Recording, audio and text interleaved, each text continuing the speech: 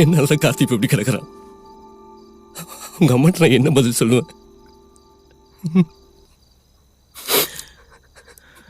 சரிடா, ஒன்றும் ஆகாது. நடந்தது நடந்து போச்சு. அவன் நல்லா வந்துடுவான்.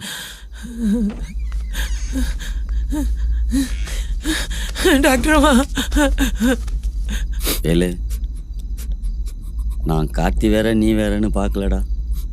ஆனால் இதை பண்ணவன சும்மா விடக்கூடாதடா. Velu, all good.